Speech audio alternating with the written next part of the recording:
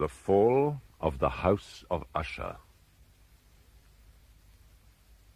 During the whole of a dull, dark, and soundless day in the autumn of the year, when the clouds hung oppressively low in the heavens, I had been passing alone, on horseback, through a singularly dreary tract of country, and at length found myself, as the shades of the evening drew on, within view of the melancholy House of Usher.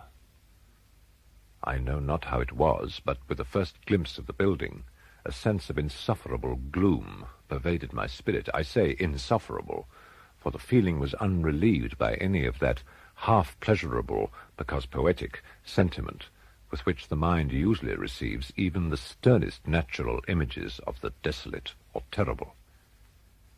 I looked upon the scene before me, upon the mere house, and the simple landscape features of the domain, upon a few rank sedges, and upon a few white trunks of decayed trees, with an utter depression of soul which I can compare to no earthly sensation. What was it, I paused to think, what was it that so unnerved me in the contemplation of the House of Usher? It was a mystery all insoluble, nor could I grapple with the shadowy fancies that crowded upon me as I pondered.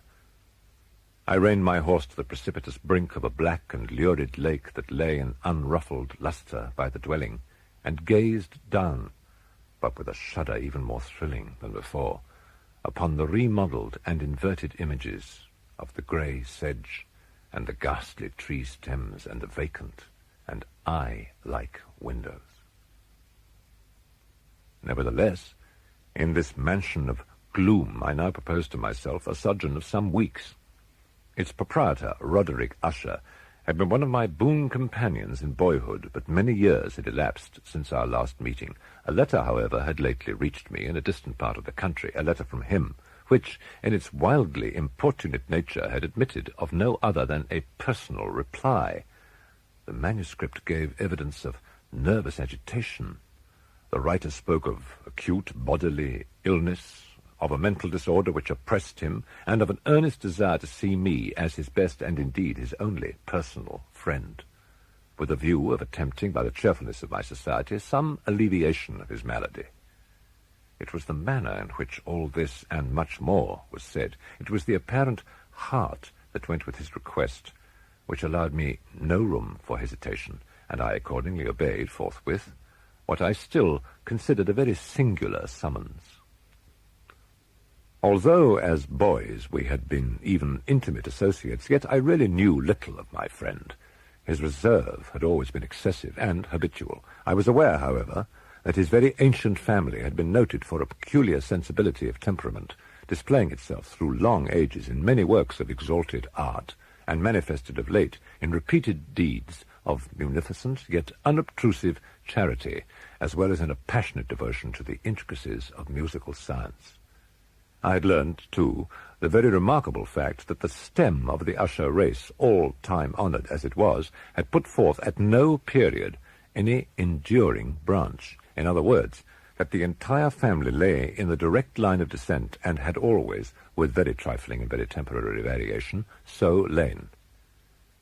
It was this deficiency, I considered, while running over in thought the perfect keeping of the character of the premises with the accredited character of the people, and while speculating upon the possible influence which the one, in a long lapse of centuries, might have exercised upon the other, it was this deficiency, perhaps, of collateral issue, and the consequent undeviating transmission from sire to son of the patrimony with the name, which had at length so identified the two as to merge the original title of the estate in the quaint and equivocal appellation of the House of Usher, an appellation which seemed to include in the minds of the peasantry who used it both the family and the family mansion.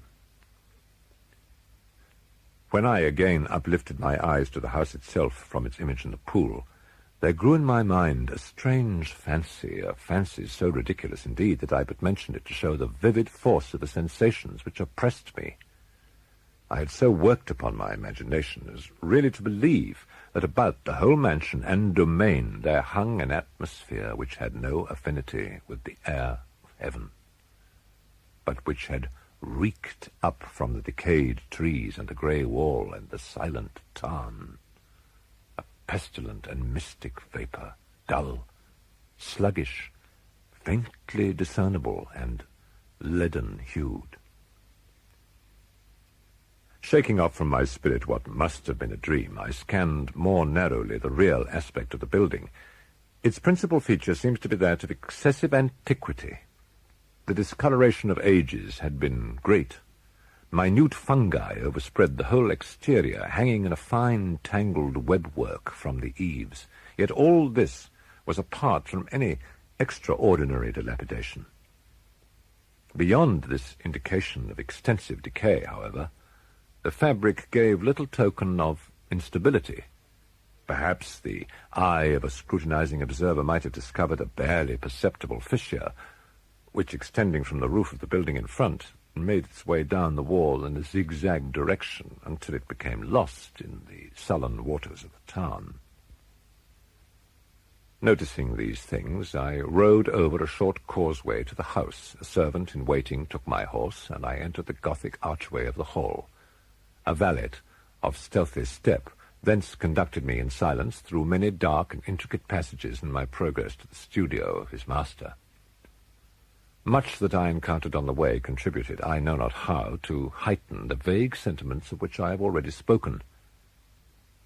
While the objects around me, while the carvings of the ceilings, the sombre tapestries of the walls, the ebon blackness of the floors, and the phantasmagoric armorial trophies which rattled as I strode, were but matters to which I had been accustomed from my infancy, I still wondered to find how unfamiliar were the fancies which ordinary images were stirring up. The valet now threw open a door and ushered me into the presence of his master. The room in which I found myself was very large and lofty. The windows were long, narrow, and pointed, and at so vast a distance from the black oaken floor as to be altogether inaccessible from within. Feeble gleams of encrimsoned light made their way through the trellised panes, and served to render sufficiently distinct the more prominent objects around. The eye, however, struggled in vain to reach the remoter angles of the chamber or the recesses of the vaulted and fretted ceiling. Dark draperies hung upon the walls. The general furniture was profuse, comfortless, antique, and tattered. Many books and musical instruments lay scattered about, but failed to give any vitality to the scene. I felt that I breathed in an atmosphere of sorrow. An air of stern, deep, and irredeemable gloom hung over and pervaded all. Upon my entrance, Usher arose from a sofa on which he had been lying at full length and greeted me with a vivacious warmth which had much in it, I at first thought, of an overdone cordiality, of the constrained effort of the ennuyé man of the world. A glance, however, at his countenance convinced me of his perfect sincerity. We sat down, and for some moments, while he spoke not, I gazed upon him with a feeling half of pity, half of awe. Surely man had never before so terribly altered in so brief a period as had Roderick Usher. It was with difficulty that I could bring myself to admit the identity of the one being before me with the companion of my early boyhood. The ghastly pallor of the skin and the miraculous lustre of the eye, above all things, startled and even awed me. The silken hair, too, had been suffered to grow, all unheeded, and as in its wild gossamer texture it floated rather than fell about the face, I could not, even with effort, connect its arabesque expression with any idea of simple humanity. In the manner of my friend, I was at once struck with an incoherence and inconsistency, and I soon found this to arise from a series of feeble and futile struggles to overcome an habitual trepidancy and excessive nervous agitation. His action was alternately vivacious and sullen. His voice varied rapidly from a tremulous indecision, when the animal spirits seemed utterly in abeyance, to that species of energetic concision, that abrupt, weighty, unhurried, and hollow-sounding enunciation, that leaden, self-balanced, and perfectly modulated guttural utterance, which may be observed in the lost drunkard or the irreclaimable eater of opium. during the periods of his most intense excitement. It was thus that he spoke of the object of my visit, of his earnest desire to see me, and of the solace he expected me to afford him. He entered at some length into what he conceived to be the nature of his malady. It was, he said, a constitutional and a family evil, and one for which he despaired to find a remedy. A mere nervous affection, he immediately added, which would undoubtedly soon pass off. It displayed itself in a host of unnatural sensations. Some of these, as he detailed them, interested and bewildered me.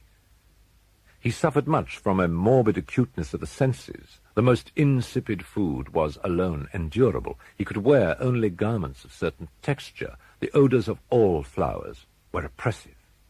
His eyes were tortured by even a faint light, and there were but peculiar sounds, and these from stringed instruments which did not inspire him with horror. To an anomalous species of terror I found him a bounden slave. "I shall perish," said he.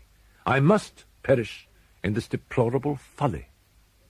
In this unnerved, in this pitiable condition, I feel that the period will sooner or later arrive when I must abandon life and reason together in some struggle with the grim phantasm, fear." I learn, moreover, at intervals and through broken and equivocal hints, another singular feature of his mental condition. He was enchained by certain superstitious impressions in regard to the dwelling which he tenanted, and whence for many years he had never ventured forth. In regard to an influence which some peculiarities in the mere form and substance of his family mansion had, by dint of long sufferance, he said, obtained over his spirit.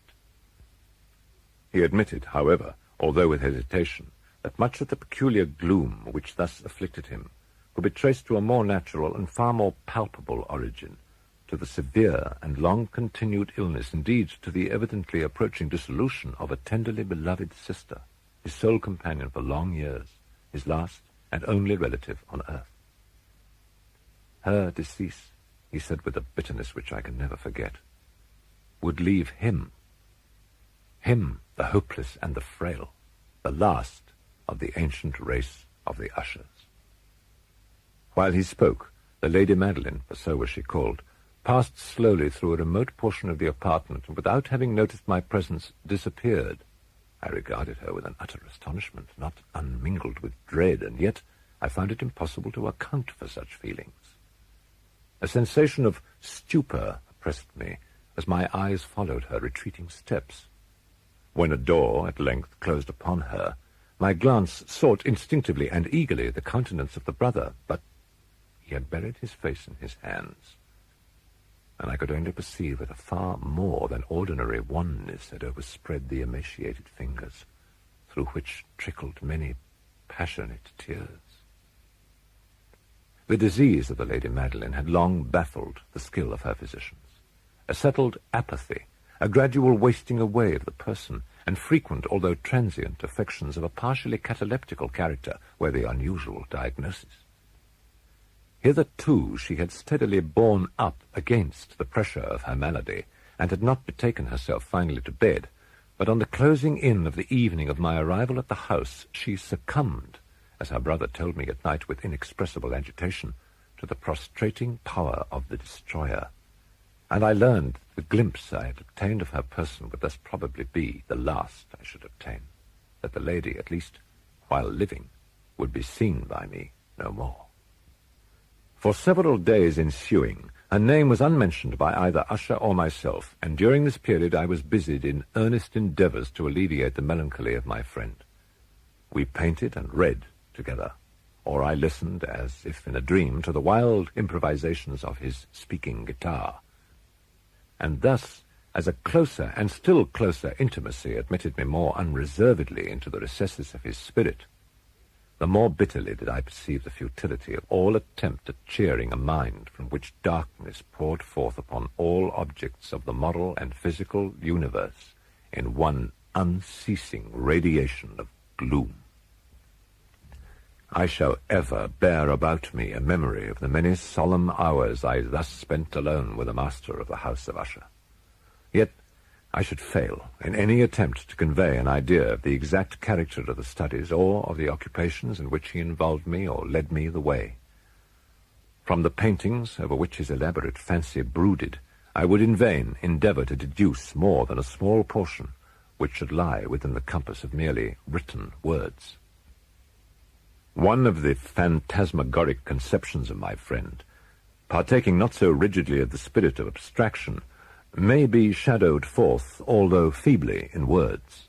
A small picture presented the interior of an immensely long and rectangular vault or tunnel with low walls, smooth, white, and without interruption or device. Certain accessory points of the design served well to convey the idea that this excavation lay at an exceeding depth below the surface of the earth. No outlet was observed in any portion of its vast extent, and no torch or other artificial source of light was discernible. Yet a flood of intense rays rolled throughout, and bathed the whole in a ghastly and inappropriate splendor. I have spoken of that morbid condition of the auditory nerve which rendered all music intolerable to the sufferer, with the exception of certain effects of stringed instruments. It was perhaps the narrow limits to which he thus confined himself upon the guitar which gave birth in great measure to the fantastic character of his performances. But the fervid facility of his impromptus could not be so accounted for. They must have been the result of that intense mental collectedness and concentration to which I have previously alluded, as observable only in particular moments of the highest artificial excitement. The words of one of these rhapsodies I have easily remembered. The verses, which were entitled "The Haunted Palace," ran very nearly, if not accurately, thus: "In the greenest of our valleys, by good angels tenanted, once a fair and stately palace, radiant palace, reared its head. In the monarch Thought's dominion it stood there. Never seraph spread a pinion over fabric half so fair.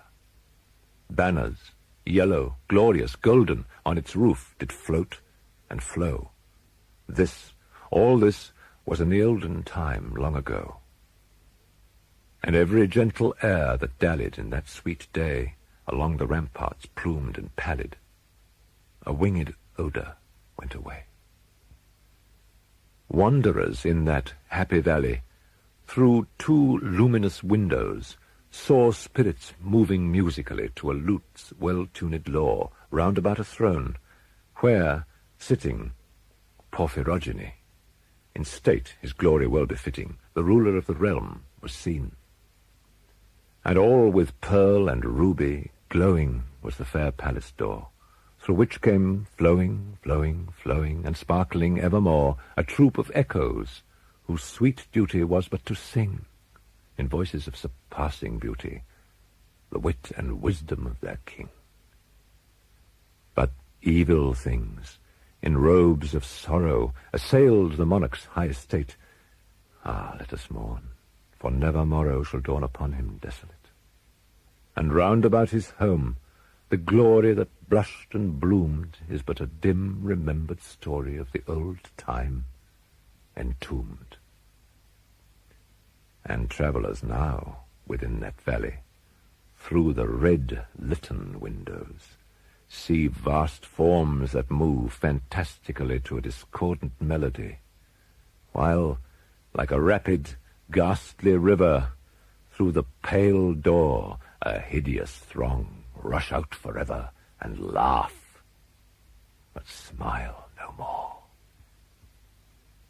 I well remember that suggestions arising from this ballad led us into a train of thought wherein there became manifest an opinion of Usher's of the sentience of all vegetable things. But in his disordered fancy, the idea had assumed a more daring character and trespassed under certain conditions upon the kingdom of inorganization. I lack words to express the full extent or the earnest abandon of his persuasion. The belief, however, was connected with the grey stones of the home of his forefathers. The conditions of the sentience had been here, he imagined, fulfilled in the method of collocation of these stones, in the order of their arrangement, as well as in that of the many fungi which overspread them, and of the decayed trees which stood around, above all, in the long, undisturbed endurance of this arrangement, and in its reduplication in the still waters of the Tarn. The evidence of a sentience was to be seen, he said, and I here started as he spoke, in the gradual yet certain condensation of an atmosphere of their own about the waters and the walls. The result was discoverable, he added, in that silent, yet importunate and terrible influence which for centuries had moulded the destinies of his family, and which made him what I now saw him, what he was. Such opinions need no comment, and I will make none. One evening, having informed me abruptly that the Lady Madeline was no more, he stated his intention of preserving her corpse for a fortnight previously to its final interment in one of the numerous vaults within the main walls of the building. The worldly reason, however, assigned for this singular proceeding was one which I did not feel at liberty to dispute. The brother had been led to his resolution, so he told me, by consideration of the unusual character of the malady of the deceased, of certain inquiries on the part of her medical men, and of the remote and exposed situation of the burial ground of the family. I had no desire to oppose what I regarded as, at best, but a harmless and by no means an unnatural precaution. At the request of Usher, I personally aided him in the arrangements for the temporary entombment. The body having been encoffined, we two alone bore it to its rest. The vault in which we placed it, and which had been so long unopened that our torches, half smothered in its oppressive atmosphere, gave us little opportunity for investigation, was small, damp, and entirely without means of admission for light, lying at great depth immediately beneath that portion of the building in which was my own sleeping apartment. It had been used, apparently, in remote feudal times for the worst purposes of a donjon keep, and in later days as a place of deposit for powder or some other highly combustible substance, as a portion of its floor and the whole interior of a long archway through which we reached it were carefully sheathed with copper. The door, of massive iron, had been also similarly protected. Its immense weight caused an unusually sharp, grating sound as it moved upon its hinges. Having deposited our mournful burden upon trestles within this region of horror, we partially turned aside the yet unscrewed lid of the coffin and looked upon the face of the Lady Madeline. A striking similitude between the brother and the sister now first arrested my attention, and Usher, divining perhaps my thought, murmured out some few words from which I learned that the deceased and himself had been twins, and that sympathies of a scarcely intelligible nature had always existed between them. Our glances, however, rested not long upon the dead, for we could not regard her unawed.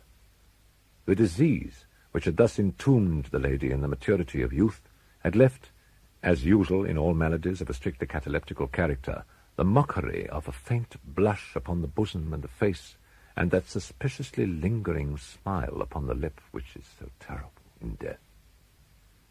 We replaced and screwed down the lid, and having secured the door of iron, made our way with toil into the scarcely less gloomy apartments of the upper portion of the house. And now, some days of bitter grief having elapsed, an observable change came over the features of the mental disorder of my friend. His ordinary manner had vanished, his ordinary occupations were neglected or forgotten. He roamed from chamber to chamber with hurried, unequal, and objectless step. The pallor of his countenance had assumed, if possible, a more ghastly hue, but the luminousness of his eye had utterly gone out. The once occasional huskiness of his tone was heard no more, and a tremulous quaver, as if of extreme terror, habitually characterized his utterance. There were times, indeed, when I thought his unceasingly agitated mind was laboring with some oppressive secret, to divulge which he struggled for the necessary courage. At times, again, I was obliged to resolve all into the mere inexplicable vagaries of madness, for I beheld him gazing upon vacancy for long hours in an attitude of the profoundest attention, as if listening to some imaginary sound. It was no wonder that his condition terrified, that it infected me. I felt creeping upon me by slow yet certain degrees the wild influences of his own fantastic yet impressive superstitions. It was especially upon retiring to bed late in the night of the 7th or 8th day after the placing of the Lady Madeline within the dungeon that I experienced the full power of such feelings. Sleep came not near my couch, while the hours waned and waned away. I struggled to reason off the nervousness which had dominion over me. I endeavored to believe that much, if not all of what I felt, was due to the bewildering influence of the gloomy furniture of the room, of the dark and tattered draperies, which, tortured into motion by the breath of a rising tempest, swayed fitfully to and fro upon the walls and rustled uneasily about the decorations of the bed. But my efforts were fruitless. An irrepressible tremor gradually pervaded my frame, and at length there sat upon my very heart an incubus of utterly causeless alarm. Shaking this off with a gasp and a struggle, I uplifted myself upon the pillows, and peering earnestly within the intense darkness of the chamber, hearkened, I know not why, except that an instinctive spirit prompted me, to certain low and indefinite sounds which came through the pauses of the storm at long intervals, I knew not whence. Overpowered by an intense sentiment of horror, unaccountable yet unendurable, I threw on my clothes with haste, for I felt that I should sleep no more during the night, and endeavored to arouse myself from the pitiable condition into which I had fallen by pacing rapidly to and fro through the apartment. I had taken but few turns in this manner when a light step on an adjoining staircase arrested my attention. I presently recognized it as that of Usher. In an instant afterwards he rapped with a gentle touch at my door and entered, bearing a lamp. His countenance was, as usual, cadaverously wan. But, moreover, there was a species of mad hilarity in his eyes, and evidently restrained hysteria in his whole demeanor. His air appalled me, but anything was preferable to the solitude which I had so long endured. "And you have not seen it?" he said abruptly, after having stared about him for some moments in silence. "You have not then seen it? But stay, you shall." Thus speaking, and having carefully shaded his lamp, he hurried to one of the casements and threw it freely open to the storm. The impetuous fury of the entering gust nearly lifted us from our feet. It was indeed a tempestuous yet sternly beautiful night, and one wildly singular in its terror and its beauty. There were frequent and violent alterations in the direction of the wind, and the exceeding density of the clouds, which hung so low as to press upon the turrets of the house, did not prevent our perceiving the life-like velocity with which they flew careering from all points against each other without passing away into the distance. Yet we had no glimpse of the moon or stars, nor was there any flashing forth of the lightning. But the under surfaces of the huge masses of agitated vapor were glowing in the unnatural light of a faintly luminous and distinctly visible gaseous exhalation which hung about and enshrouded the mansion. You shall not behold this," said I, shudderingly to Usher, as I led him with a gentle violence from the window to a seat. "These appearances which bewilder you are merely electrical phenomena, and not uncommon, or it may be that they have their ghastly origin in the rank miasma of the tarn. Let us close this casement. The air is chilling and dangerous to your frame. Here is one of your favorite romances. I will read, and you shall listen. And so we will pass away this terrible night together." The antique volume which I had taken up was The Mad Tryst of Sir Launcelot Canning. But I had called it a favorite of Usher's more in sad jest than in earnest. It was, however, the only book immediately at hand, and I indulged a vague hope that the excitement which now agitated the hypochondriac might find relief even in the extremeness of the folly which I should read. I had arrived at that well-known portion of the story where Ethelred, the hero of the tryst, having sought in vain for peaceable admission into the dwelling of the hermit, proceeds to make good an entrance by force. Here, it will be remembered, the words of the narrative run thus: "And Ethelred, feeling the rain upon his shoulders, and fearing the rising of the tempest, uplifted his mace outright, and with blows made quickly room in the plankings of the door for his gauntleted hand. And now, pulling therewith sturdily, he so cracked and ripped and tore all asunder, that the noise of the dry and hollow-sounding wood alarmed and reverberated throughout the forest." At the termination of this sentence I started, and for a moment paused, for it appeared to me Although I at once concluded that my excited fancy had deceived me, it appeared to me that from some very remote portion of the mansion there came indistinctly to my ears what might have been, in its exact similarity of character, the echo of the very cracking and ripping sound which Sir Launcelot had so particularly described.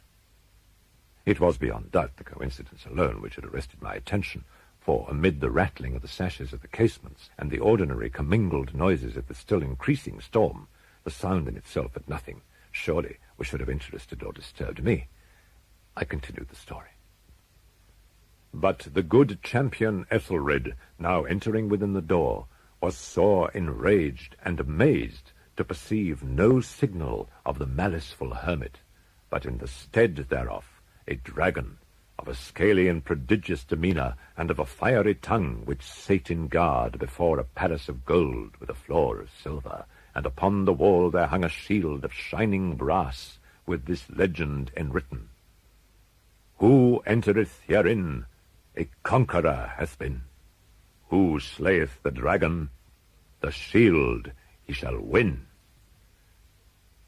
And Ethelred uplifted his mace and struck upon the head of the dragon, which fell before him, and gave up his pesty breath with a shriek so hurried and harsh, and withal so piercing, that Ethelred had feigned to close his ears with his hands against the dreadful noise of it, the like whereof was never before heard.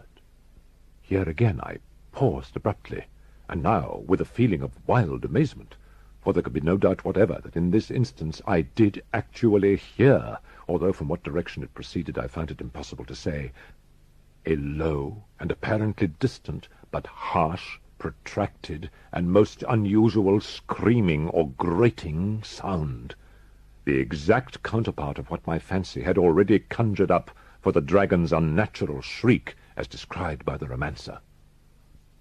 Oppressed, as I certainly was, by 1,000 conflicting sensations in which wonder and extreme terror were predominant, I still retained sufficient presence of mind to avoid exciting by any observation the sensitive nervousness of my companion. I was by no means certain that he had noticed the sounds in question, although assuredly a strange alteration had during the last few minutes taken place in his demeanour. From a position fronting my own, he had gradually brought round his chair so as to sit with his face to the door of the chamber, and thus I could but partially perceive his features, although I saw that his lips trembled as if he were murmuring inaudibly. He rocked from side to side with a gentle yet constant and uniform sway.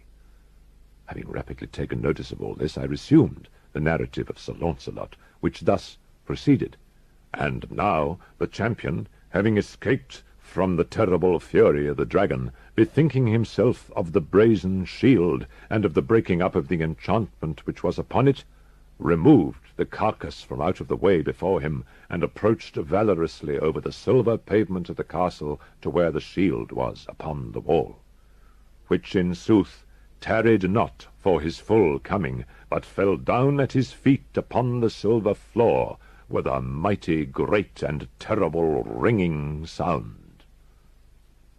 No sooner had these syllables passed my lips than, as if a shield of brass had indeed at the moment fallen heavily upon a floor of silver, I became aware of a distinct, hollow, metallic, and clangorous, yet apparently muffled reverberation.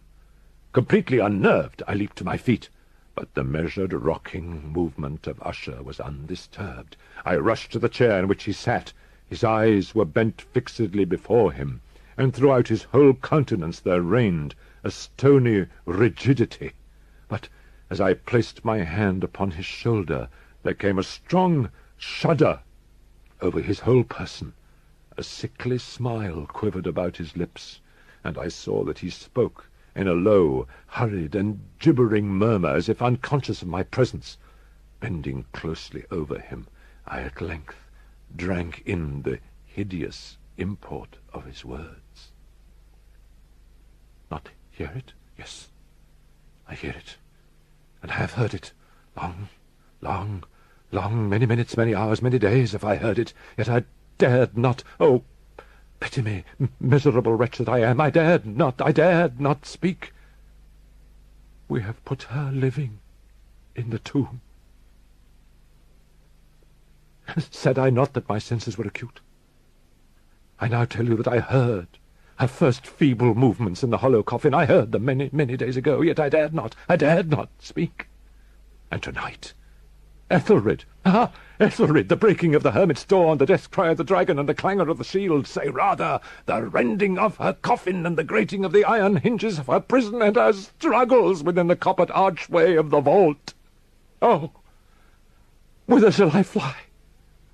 Will she not be here anon? Is she not hurrying to upbraid me for my haste? Have I not heard her footstep on the stair? Do I not distinguish that heavy and horrible beating of her heart? Madman, I tell you, she now stands without the door! As if in the superhuman energy of his utterance there had been found the potency of a spell, the huge antique panels to which the speaker pointed threw slowly back their ponderous and ebony jaws. Without those doors there did stand the lofty and enshrouded figure of the Lady Madeline of Usher. There was blood upon her white robes, and the evidence of some bitter struggle upon every portion of her emaciated frame. For a moment she remained trembling and reeling to and fro upon the threshold, and then, with a low moaning cry, fell heavily inward upon the person of her brother, and in her violent and now final death agonies bore him to the floor, a corpse, and a victim to the terrors he had anticipated. From that chamber and from that mansion I fled aghast. The storm was still abroad in all its wrath as I found myself crossing the old causeway. Suddenly there shot along the path a wild light, and I turned to see whence a gleam so unusual could have issued, for the vast house and its shadows were alone behind me. The radiance was that of the full setting and blood-red moon, which now shone vividly through that once barely discernible fissure, of which I have before spoken as extending from the roof of the building in a zigzag direction to the base. While I gazed, this fissure rapidly widened. There came a fierce breath of the whirlwind. The entire orb of the satellite burst at once upon my sight. My brain reeled as I saw the mighty walls rushing asunder. There was a long, tumultuous shouting sound like the voice of 1,000 waters, and the deep and dank lake at my feet closed sullenly and silently over the fragments of the House of Usher.